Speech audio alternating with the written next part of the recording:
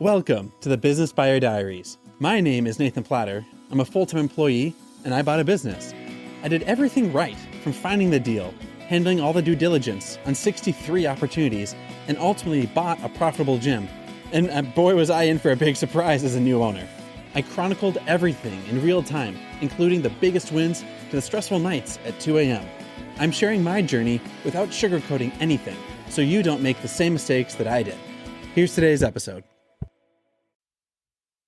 All right, so last night was a longer night. We had some family come over. We got to hang out with people that we haven't seen in a while, which is great. Right at the end of it, I had to get back and get some stuff done for the W-2 job, and just stay up late working on stuff that I get paid really well from my employee side of things. And the business is getting back up to going, making sure it's profitable, and it's generating cash, but I started to ask myself, like, why am I doing this? I don't have to work until 10:30 at night, and then have myself throughout the day where it's like, accountant wants this, marketing needs that, oh, day job needs this, report needs that. This Facebook ads thing is popping up here, this thing for the day job is popping up there. Like, why am I signing myself up for so much? And I had to remember the thing where, like, a business owner, like a self-employed person, will work 12 hours a day for themselves so that they don't have to work 8 hours a day for somebody else. And probably one of the first times ever, it really hit me, and it really resonated. Because at the end of a 40, 45 hour, 50 hour work week, like, you can do a lot of work, go to a lot of meetings, develop a lot of good stuff for a company. But at the end of the day, like, you're like one surprise layoff away. Like, you can get hit, you can get whacked, you can get your promotion, a 5%, 10% promotion, and carry on your way. But you have no backup plan. Like, if you get your 30 years of work, you're done, you get your golden watch, or more likely you get your 6 months, 1 year, 2 years of experience. And then when you part ways with your employer, you've got nothing. You lost your income. You have no book value, no asset that you're bringing with you other than head knowledge. And you're kind of screwed, really.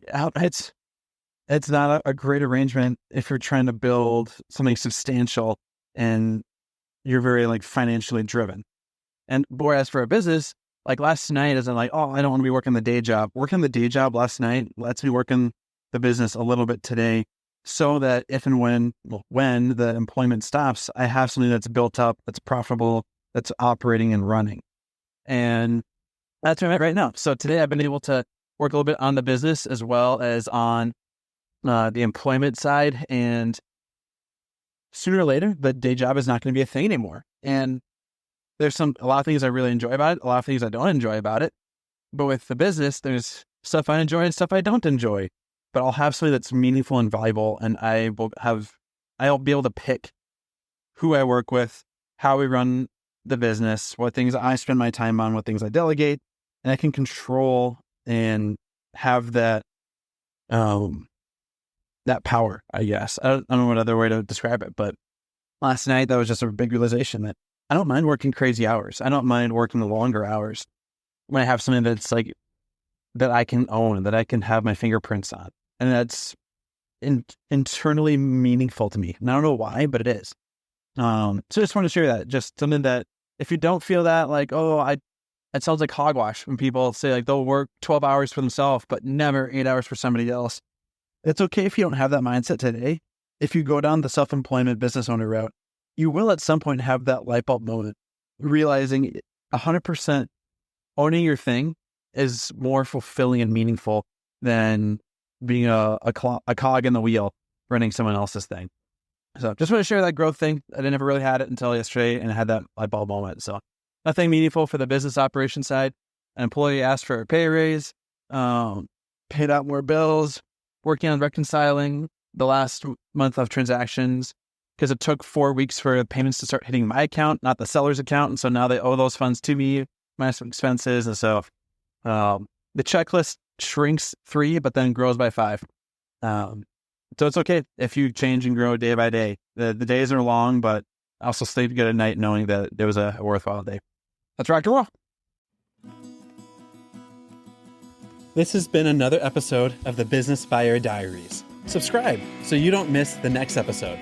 I hope you're realizing that business ownership is no cakewalk.